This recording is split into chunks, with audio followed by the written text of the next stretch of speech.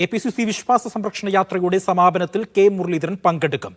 KPCC പുനഃസംഘടനയിലെ അതൃപ്തിയെ തുടർന്ന് K Muraleedharan പരിപാടിയിൽ നിന്ന് വിട്ടുനിൽക്കുമെന്ന സൂചനകളുണ്ടായിരുന്നു. മുരളീധരൻ നിർദ്ദേശിച്ച പേരുകൾ ഉൾപ്പെടുത്തിയേക്കുമെന്നാണ് സൂചന. മുരളീധരനുമായി പ്രധാനപ്പെട്ട നേതാക്കൾ കൂടിക്കാഴ്ച നടത്തും. വടക്കൻ മേഖല യാത്രാ ക്യാപ്റ്റനായ മുരളീധരൻ ഗുരുവായൂരിൽ നിന്നും പന്തളത്തേക്ക് കാറിൽ യാത്ര തിരിച്ചു.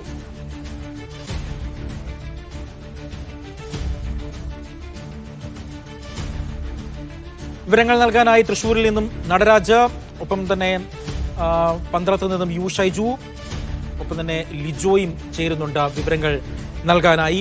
ആദ്യം നടരാജിലേക്ക്. നടരാജ്, ഒരു മഞ്ഞുരുക്കം സാധ്യമായിരിക്കുന്നു. ഇടഞ്ഞു നിന്ന കെ മുരളീധരനെ അനുനയിപ്പിച്ചിരിക്കുന്നു കോൺഗ്രസ് നേതൃത്വം ഇടപെട്ട്.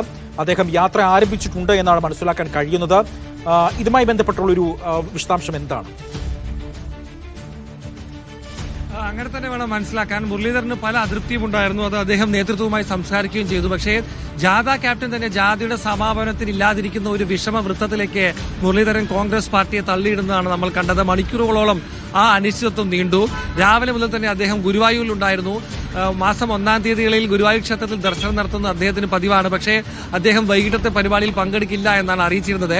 വൈകിട്ട് ജനശതാബ്ദി എക്സ്പ്രസിൽ തൃശൂർ റെയിൽവേ സ്റ്റേഷനിൽ നിന്നും തിരുവനന്തപുരത്തേക്ക് പോകാൻ അദ്ദേഹം ടിക്കറ്റ് എടുത്തിരുന്നു. അദ്ദേഹം ആ യാത്ര തന്നെയാണ് തയ്യാറായിരുന്നതും. പക്ഷേ അല്പസമയം മുമ്പാണ് അദ്ദേഹത്തിന്റെ പ്ലാനിൽ ഒരു മാറ്റം വന്നത്. അദ്ദേഹം കാറിൽ പന്തളത്തിലേക്ക് യാത്ര തിരിച്ചിട്ടുണ്ട്. വൈകിട്ട് നടക്കുന്ന സമാപന പരിപാടിയിൽ അദ്ദേഹം പങ്കെടുക്കും.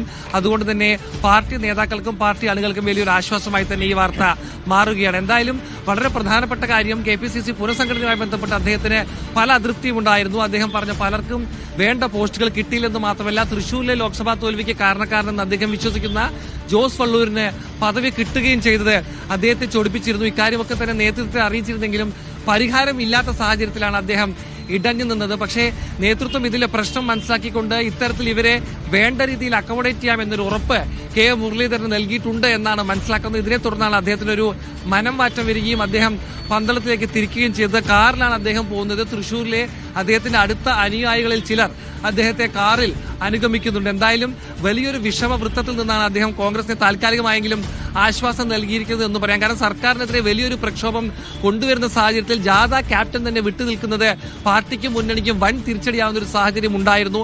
ആ ഒരു സാഹചര്യം ഒഴിവാക്കി കിട്ടിയതിന് സന്തോഷം ഇപ്പോൾ കോൺഗ്രസ് നേതാക്കൾക്കുണ്ട്. എന്തായാലും വൈകിട്ടോടുകൂടി പരിപാടിയിൽ അദ്ദേഹം പങ്കെടുക്കുമെന്ന് തന്നെയാണ് അറിയുന്നത്.